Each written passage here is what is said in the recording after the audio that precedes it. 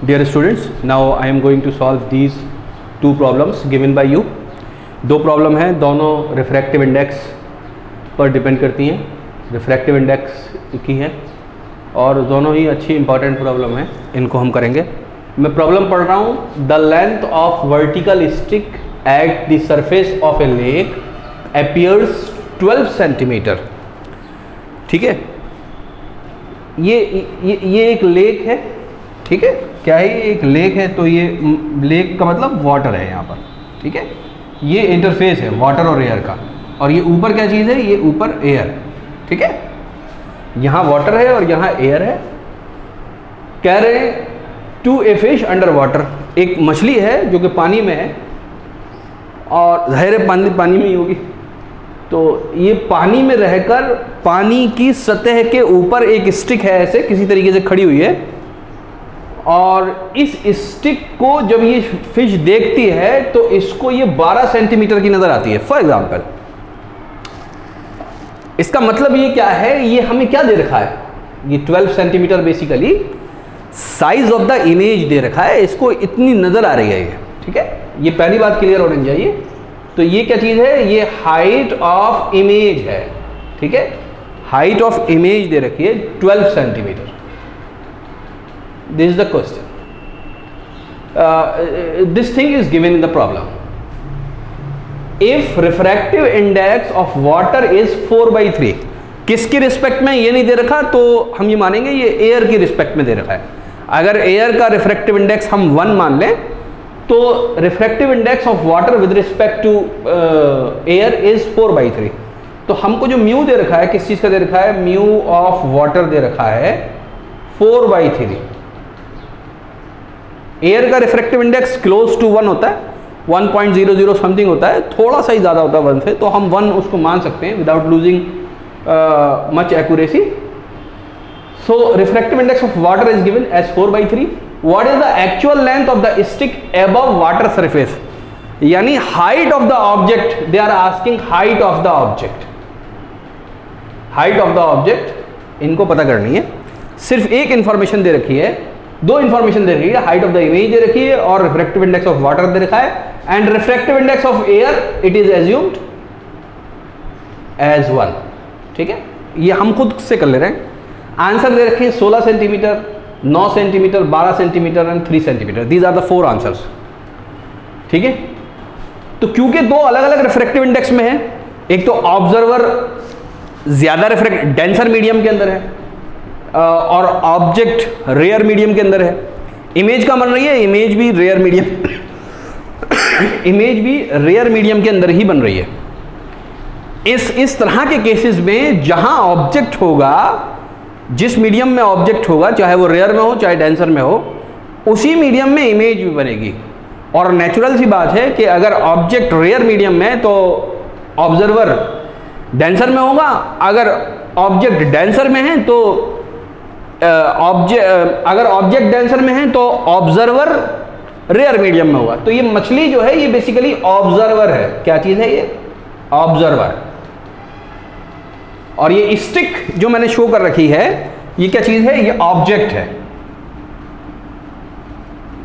तो अब कहने को इस प्रॉब्लम के अंदर फॉर्मूला सिर्फ लगा के पुट करना है, लेकिन मैं आपको ये सिखाना चाहता हूं कि इस तरह की प्रॉब्लम को हम कैसे डील करेंगे और होता क्या है basically, what is the basic behind this problem. उसके लिए मैंने यहां पर एक फिगर बनाई है, आपने देखी होगी कि बकेट फुल ऑफ वाटर. ये मैंने एक ऐसी एग्जांपल ली है जो डेली नीड की, डेली यूज की आपकी एग्जांपल है, जिसको आप अक्सर देखते हैं. तो एक बकेट यानी बाल्टी है पानी से भरी हुई, ये पानी की सरफेस है. मैंने क्या किया, ये एक सिक्का, ठीक है, एक कॉइन मैंने बाल्टी के अंदर डाल दिया तो वो तह में जाके बैठ जाएगा. तो ये क्या चीज़ है, बेसिकली कॉइन पड़ा हुआ है. जब हम कॉइन को देखते हैं तो क्या होता है, ये हमारी आई है, तो यहां पर ये क्या चीज़ है, बेसिकली ऑब्जर्वर है. This is observer. Okay, this is what the observer. And what is this, this is object. तो यहां ऑब्जेक्ट डेंसर मीडियम में है और ऑब्जर्वर रेयर मीडियम के अंदर है. तो जब हम देखते हैं तो हमने हर बार देखा है कि जो कॉइन जितना नीचे गहराई में होता है उतना गहराई में नजर नहीं आता, बल्कि थोड़ा सा ऊपर नजर आता है. तो वो नजर आता किस तरीके से, वो मैं आपको बताना चाह रहा हूं. अब देखिए रेज जो होंगी वो आइस से कॉइन पर नहीं जाएंगी, बल्कि कॉइन से रेज आइस पर जाएंगी। एक फंडामेंटल आपको ये क्लियर होना चाहिए। तो इस कॉइन से तो चारों तरफ रेज जा रही हैं, हमें सिर्फ उस रे की तलाश होनी चाहिए जो आई में जाएगी। ओके, तो आई में कौन सी रे जाएगी, ध्यान से देखिए।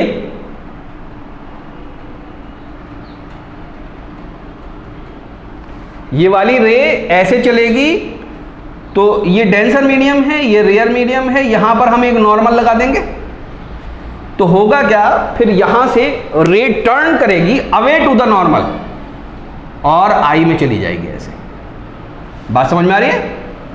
Away to the normal turn करेगी और फिर आई के अंदर चली जाएगी। अब हमारी आई को ये कॉइन कहां नजर आएगा, हमारी आई को ये यहां नजर नहीं आएगा। हमारी आई के पास ये सलाहियत नहीं होती कि वो रे को टर्न कर दे। उसके पास आखिर में जो रे आई है, जो स्ट्रेट रे आई है, वो उसी को बैक ट्रैक करती है। तो आई यहां बैक ट्रैक करेगी, इसी रे को यहां बैक ट्रैक करेगी और हमें जो कॉइन की इमेज नजर आएगी वो यहां पर नजर आएगी। बात समझ में आ रही है? तो ये ऑब्जेक्ट है, ये इमेज यहां नजर आई। तो एक तरीके से आप ये कह सकते हैं कि ये हाइट ऑफ द ऑब्जेक्ट थी और ये हाइट ऑफ द इमेज है। बात समझ में आई? तो हाइट ऑफ द इमेज कम नजर आई अगर ऑब्जेक्ट डेंसर मीडियम में है और ऑब्जर्वर रेयर मीडियम में है। यहां इस वाले केस में जो प्रॉब्लम हमें दे रखी है, अगर ऑब्जर्वर डेंसर मीडियम में है और ऑब्जेक्ट रेयर मीडियम के अंदर है तो इमेज हमें बड़ी नजर आएगी।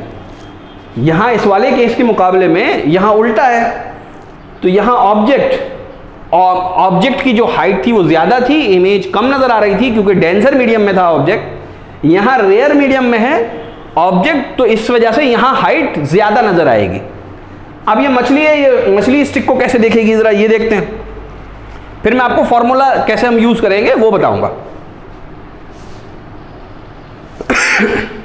ये जो पॉइंट है स्टिक का नीचे वाला जो वाटर सरफेस से लगा हुआ है, इससे कोई बहुत खास हमें लेना देना नहीं है क्योंकि ये तो वहीं नजर आएगा, यहां वाटर की सरफेस है, ये वहीं नजर आएगा। ये जो दूसरा एंड है इसकी बात है। बात समझ में आई? तो इससे रे चलनी है मछली की तरफ, तो स्ट्रेट नहीं चलेगी, ये बात याद रखिए। पहले तो यूं आई, सॉरी मैंने ज्यादा उधर बना दिया, ऐसे आएगी यहां तक, तो ये स्ट्रेट आई क्योंकि यहां ऑब्जेक्ट है तो रे इधर से चल रही है अब, और यहां पर थोड़ी सी डेविएट होगी टुवर्ड्स द नॉर्मल और यूं आएगी। बात समझ में आई? यहां पर कैसे आएगी, थोड़ी सी ऐसे डेविएट आएगी। तो जब मछली बैक ट्रैक करेगी तो मछली को कहां पर नजर आएगा ऑब्जेक्ट, मछली को ये जो हाइट है वो ऐसी नजर आएगी। बात समझ में आ रही है? ये बैक ट्रैक वाली बनाई है मैंने, जो ब्लू रे बनाई है ऊपर की तरफ, ये बैक ट्रैक हो गए, तो मछली को कहां है, मछली को इतनी हाइट नजर आएगी। बात समझ में आई? तो ये हाइट ऑफ द इमेज होगी, ये हाइट ऑफ द क्या होगी, इमेज होगी, और ये गिवन है, ये 12 सेंटीमीटर मछली को नजर आ रही है। बात समझ में आ रही है? हाइट ऑफ द ऑब्जेक्ट हमें पता ही नहीं है, वो हमें पता करनी है। अब इसको फॉर्मूले में कैसे लगते हैं, तो इसके लिए मैं आपको एक फॉर्मूला बता रहा हूं, उसको आप हमेशा याद रखिएगा, दोनों ही जगह वो यूज होगा। फॉर्मूला क्या है कि रिफ्रैक्टिव इंडेक्स ऑफ ऑब्जर्वर, यानी उस मीडियम का रिफ्रैक्टिव इंडेक्स जिसमें ऑब्जर्वर मौजूद है, उसको हम मल्टीप्लाई करेंगे हाइट ऑफ द ऑब्जेक्ट से। हाइट ऑफ द ऑब्जेक्ट को मैंने सिर्फ हाइट ऑफ द ऑब्जेक्ट या साइज ऑफ द ऑब्जेक्ट को मैंने सिर्फ h से ही लिखा है, will be equal to refractive index of medium of image. Image और ऑब्जेक्ट दोनों सेम मीडियम में होंगे, मैंने म्यू आई लिख दिया, आप म्यू ओ भी लिख सकते हैं। तो जहां इमेज या जहां ऑब्जेक्ट है उस मीडियम का रिफ्रैक्टिव इंडेक्स, इसको किससे मल्टीप्लाई करेंगे, हाइट ऑफ द इमेज से, हाइट ऑफ द इमेज से। अब म्यू ऑफ ऑब्जर्वर कितना दे रखा है, ये 4/3 दे रखा है, तो 4/3। हाइट ऑफ द ऑब्जेक्ट हमें पता नहीं है, हम इसको h लिख देते हैं। Mu of refractive index of the image medium का रिफ्रैक्टिव इंडेक्स है 1 multiplied by height of the image हमें दे रखी है 12। बात समझ में आई?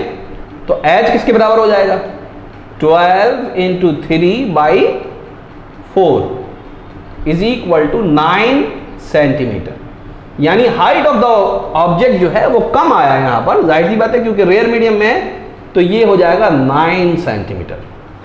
सो in this way we solve such problems. तो आप तो सिर्फ ये बाद वाली बात याद कर लीजिए कंपटीशन के लिए, जब कभी भी ऐसा होगा कि ऑब्जेक्ट और ऑब्जर्वर अलग अलग मीडियम में है, तो कैसे हमें रिफ्रैक्टिव इंडेक्स को डील करना है वो आपको पता होना चाहिए बस। ठीक, तो this is our second problem. ये जो सेकंड प्रॉब्लम है इसको ध्यान से देखिए। कह रहे हैं a light ray pass through different media of refractive index की plural n1 n2 n3 as shown below if AB is parallel to CD then. तो है क्या, बेसिकली लाइट रे है जो पास हो रही है different media having different refractive indexes. तो जो रिफ्रैक्टिव इंडेक्स हैं वो है n, n1, n2, n3। ये n प्रॉब्लम में नहीं दे रखा, प्रॉब्लम में यहां गालिबन मिस हो गया होगा, लेकिन एक खास बात ये दे रखी है कि ये जब a पर आता है तो ये बेसिकली स्ट्रेट लाइन ही बनी हुई है फिगर के अंदर, यानी कोई डेविएशन नहीं हुआ है। ठीक है, यहां पर कोई डेविएशन नहीं हुआ। अलबत्ता जब b पर आया तो b पर अवे टू द नॉर्मल चला गया, और जब c पर आया तो टूवर्ड्स द नॉर्मल चला गया। तो दो जगह डेविएशन हुआ, b और c पर। और ये जो रे है दैट इज CD और द इमर्जेंट रे, ये बेसिकली पैरेलल है किसके, AB के, इस रे के ये पैरेलल है। तो ये भी मुमकिन हो सकता है कि ये जो ऊपर वाला मीडिया था ये एग्जिस्ट ही नहीं, मतलब ये और ये मीडिया बेसिकली सेम ही है। ओके, तो हमें इसके अंदर कंडीशन निकालनी है, A, B, C और D, ये चारों कंडीशन आप पढ़ सकते हैं, निकालनी है। तो हम कंडीशन कैसे निकालेंगे, स्नेल्स लॉ के जरिए निकालेंगे। स्नेल्स लॉ पहले हम यहां पर लगाएंगे, तो यहां एक नॉर्मल बना दूं, यहां एंगल मैं लिख देता हूं θ1, मैं I और R नहीं लिख रहा, उसमें ज्यादा कंफ्यूजन होता है। ठीक है, और यहां पर मैं लिख दूं θ2 एंड यहां पर मैं एक नॉर्मल बना दूं, क्योंकि ये और ये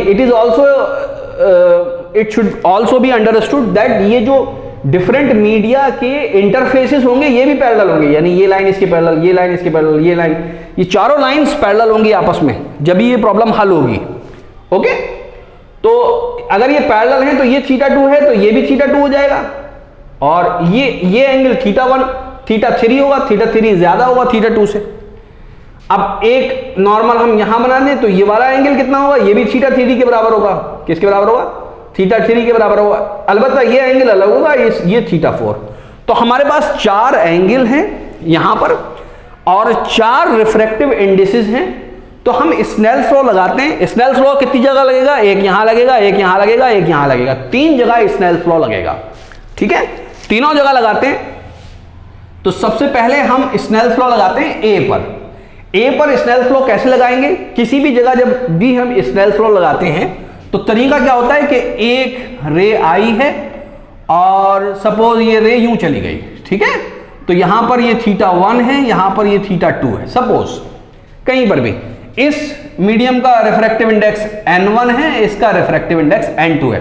तो लगाने का जो तरीका होता है वो ये होता है कि हम रिफ्रैक्टिव इंडेक्स लिखेंगे, n1 लिखेंगे, और उसी मीडियम के अंदर जो एंगल होगा, चाहे वो एंगल ऑफ इंसिडेंस हो, चाहे वो एंगल ऑफ रिफ्रैक्शन हो, यानी रे किधर भी मूव कर रही हो उससे हमें मतलब नहीं है, नॉर्मल से एंगल लेंगे और हम लिखेंगे sine of that angle is equal to refractive index of the other medium multiplied by sine of the angle exist in that medium, चाहे वो एंगल ऑफ इंसिडेंस हो, चाहे वो एंगल ऑफ रिफ्रैक्शन हो।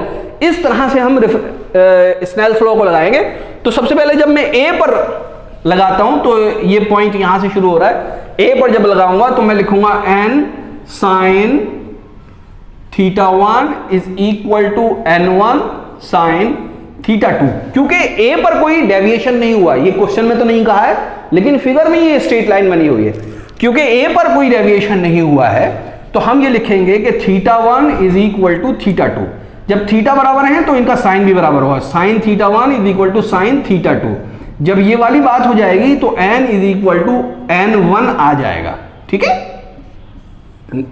एक्चुअली में ये जो सवाल है, जैसे इसके ऑप्शंस दिए हुए हैं, ये तो यहीं पर हल हो गया है, ये बता दूं मैं, क्योंकि देखिए n is equal to n1 ये यहां पर दिया हुआ है, n is equal to n1।